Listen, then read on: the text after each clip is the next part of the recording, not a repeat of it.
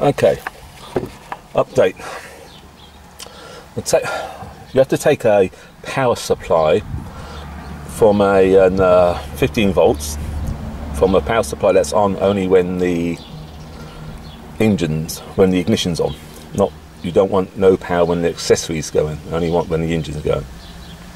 Well, I was going to take it from the fuse box, but the wires there are so compact and tight, there's no room to get into anything there. So what I did, I went to my dash, look at all these little switches, and I found this switch here. What I did, I had to prise the black trim off. Right, just pops out, you know, just get a screwdriver and just pop it out. And then all this comes out and you get to the switches behind. And I found that this switch here, HTRRR, which is I think heater rear, I don't know what it is, I keep forgetting what it is. It's got power going only when the ignition's on. So I spliced in the wire to take the power from that. That comes out into this, that's its orange wire, which has its own fuse as well. Okay, and then this green wire, which is the earth, I took from the nut that holds the throttle linkage on, undid that, and went nicely on there and tightened that up nicely. This wire here is from the switch gear, you know, to set your speed and everything up. This here, these two brown wires, are from your brake switch. Up there, right at the top there, is my brake switch. Unplugged it, brought it down, spliced into the wires, just soldered one wire on one cable, one wire on the other cable. Now, as far as I'm concerned, by the look of it, it's set for tying up the wires and put them away nicely. That's the interior done. Now, the engine bay, this wire here, that goes to your speed sensor, which should go onto your axle. Here, as I said before, is the throttle linkage. That goes onto the throttle linkage again. And I've got to take a vacuum from the pipe there to take to the vacuum box. So far, it's taken about 4 hours to get this far. Okay, here I am underneath the motor, up on the ramps. Now, I've fitted the magnets and the sensor. There's the magnets there, you just see the brassy coloured, copper coloured. There's the pickup. This is the bracket that came with it. I had to bend it and cut it a bit. The hardest part is finding a mounting point for it. Right, I've taken one of the gearbox bolts, then bent the bracket there, shaped that so it's a bit not so sharp pointed, bent it again, then bent it again, and then of course the hardest part is lining those magnets up. They've got to be 180 degrees apart.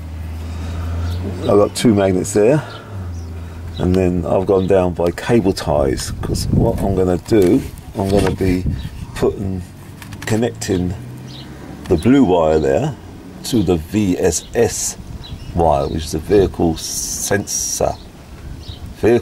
sensor wire. And I think there's a wire, you can just see a wire just there going across there. Not that one, where's it gone? Where is it? That one there. Just there. Goes to a plug on top of the gearbox. I think that's the sensor wires there. So I'm going to get a mechanic, also electrician, to do that, so in case I stuff anything up. Okay. Now, there you see the vacuum container, and just down there is the actuator. Okay, there we go. Okay, tied the wires up, strap the wires, 2 wires coming here from the bulkhead, one to the actuator and one to the speed sensor wires. Got it going along nicely down there, and then down there and got out the way. Taking the vacuum point off of this here. This is the vacuum tube going to the reservoir. Now I've connected the throttle cable up. Now here's the throttle cable here. See, it goes along here, around here, back down there, and swings round. I was going to cut this off. If you go to a motorbike shop, for example, they can cut this off, put a fair on the end, and tin the ends, you know, perfectly, like brand new. But I spoke to the wholesalers of these, and they reckon, no, don't do that, leave it as it is. So I routed the wire like that. It seems nice and loose. Here's a bracket that came with the kit, so I had to bend that around to get it underneath that nut there that holds the original throttle linkage on, and then just run it through there.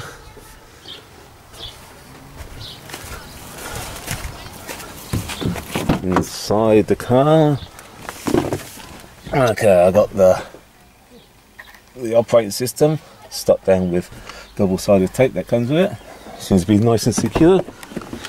Down here, as earlier on, is the command box. There's the wires going up there. I've taped off and tied them off to bit by the bundles, and it goes over there and swings round behind there. So that's out the way. It's got a fuse. The fuse for the link is just here, so you can easily get to it. I had a problem with this when I first put it in. It comes with a diagnostic thing where you can see if everything's working all right. Well, it wasn't reading what the diagnostic said it was. It seems to be reading said it's broken, and then the next minute when I tested it, it said it was working, and it was broken and working at the same time. So I spoke to a command group who are the wholesalers of this in Sydney, and they said, oh, don't worry about that, it's a bit misleading when it can play up these directions too. So he actually told me a different way to test it, and everything seems to be alright. The only thing I can't do stationary test. I tested all the wires down there, everything's working as it should be, seems to be. I've tested the actuator, and that makes a clicking noise. There's 2 lots of valves in the actuator. That makes a click, both of them make a clicking noise, so they're working. The only thing that it won't do is in the test, this won't pull in the static test.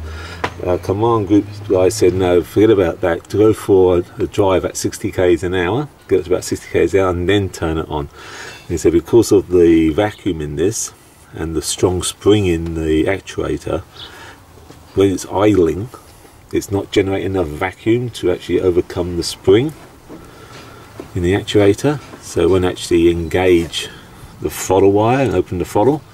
He said if you got to about 60 k's an hour, there should be enough vacuum then being generated to get it working. Now it's taken me what?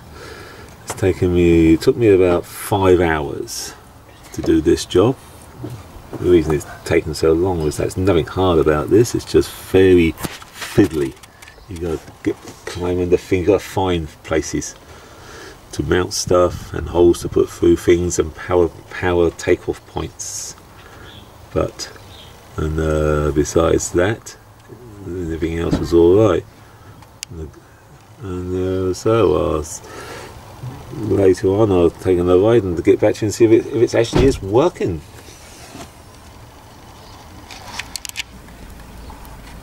Okay, here's an update on my efforts to install this Command AP60 cruise control on the Kia Carnival.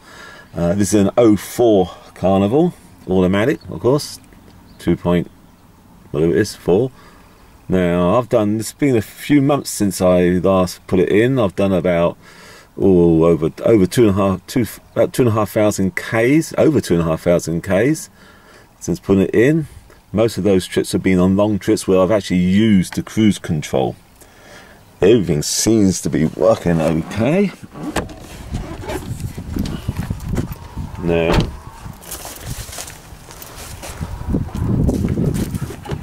I'll just let you know how it's gone.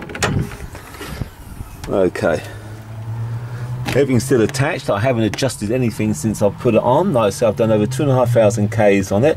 Most of the time it's cruise controlling. One time I went 1,000 Ks one direction, 1,000 Ks back the other direction, and then one day, and used cruise control. Still attached nicely. One problem is this spring here on the Carnival is very strong, and the vacuum sometimes, even with the extra vacuum,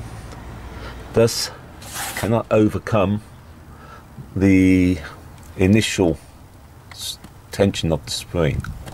So you have to kind of give it help by just touching the throttle a bit, and just that makes the tension of the spring get overcome, and then it starts operating. So when you're going up a hill, even a slight incline, you can notice that the speed starts dropping. So you just touch the throttle, and then the speed increases. And if it's a large hill, you have to keep your foot on the throttle all the way. On a level service, no problem. It holds its speed all the time. When you initially turn it on, there is a slight, about a 2-second delay before it actually activates. Again, that is, I suspect, is just the vacuum overcoming the spring again. One other thing as well is that when you turn on here, you get a little red light comes on, which is nice, tells you on. Then when you set it, it stays red. And it'd be nice if it's like green or something, you know, so that you know that. Because sometimes you wonder if you actually turned it on, if it's on or not, and you have to take your foot off the throttle and let's see if it starts slowing down too much. But besides that, I'm quite happy. I never did, and I haven't yet, or I never did, connect the sensor wire to the what was it, the Gearbox speed sensor wire. I went to a couple of electricians. They were a bit wary of doing it. This is auto electricians. One had worked on a Carnival before, and they said the bloody thing blew up after you'd done this electrical work on it, so they don't like touching Carnivals no more. And the other one was a bit iffy about if he thought that was the right thing to do, to cut into the speed sensor wire. So it's working mechanically, as it were, you know, with the magnets on the prop shaft. And I say it's been going okay. I'm quite happy with it. So this is it. And so if anyone wants to do it, give it a try. And thank you.